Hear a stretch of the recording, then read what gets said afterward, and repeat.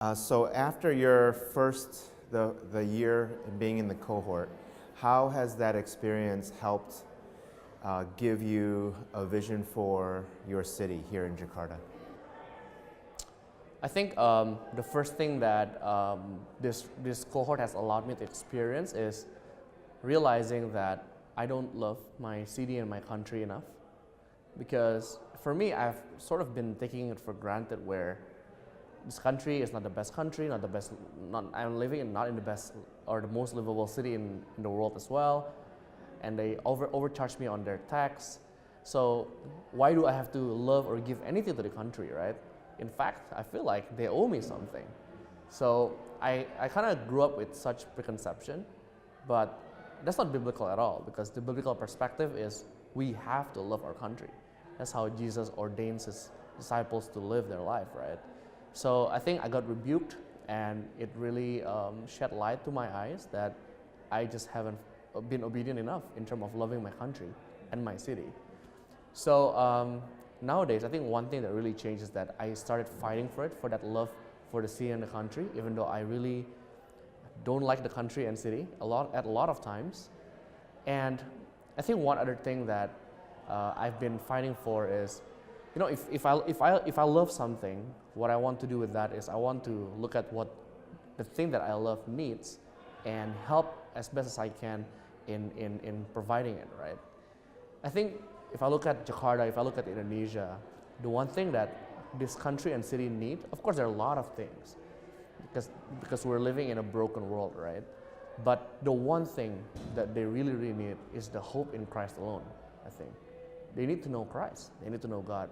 Only through that can they ever have peace. Only through that can they ever have true joy. Only through that can they, even when they're suffering from poverty, can they still find joy and meaningfulness in their lives. So for me, what I really want to take part of is spreading that hope, that true hope lies only in Christ. And I happen to be doing business where most of my acquaintances are people in business as well, people that are mostly educated, of certain stature in society. And I think these kind of people actually don't have that many people preaching to them. And maybe a lot of it goes because of their pride. Like in their pride, they probably don't really listen. And in their pride, they already put a lot of resistance. Like for example, they have a lot of preconception that a lot of pastors are hypocrites, so why do we listen to them, right? So these people are actually unreached group in the society. And I just happen to be mingling with these kind of people. So one of the things that I've been really fighting for is to always, number one, show that in my life, my treasure is not my work. Even if my company fails tomorrow, I'll still have joy. Even if things don't go according to my hope, my plan, even if I suffer from cancer, I'm fine because I have Jesus as my only source of satisfaction. So that's one thing that I've been trying to get people to know, that this is me.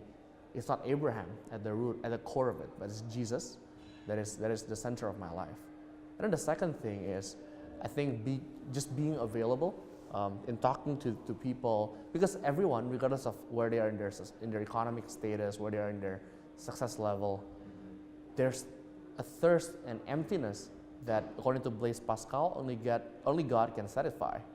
And these people actually are dying, you know, for that thing that will quench their thirst. So what I'm trying to do is just being available, listening to these people when they talk about their life, talk about their thirst, and from there, that usually acts as the entry point for me to start speaking about Jesus. And I'm thankful. I'm really grateful that I get a chance to do it. And for me, my ultimate vision, my dream, is for the entire world to know that Abraham is a stupid person, so that if I can ever achieve anything, it's only by God's grace alone. And I think when everyone can really give credit to God for everything that I do, everyone knows that the only thing I really truly treasure, I really truly hold dear and adore in my heart is Jesus alone. I think that's the dream, basically. That's when I've achieved the dream, I think.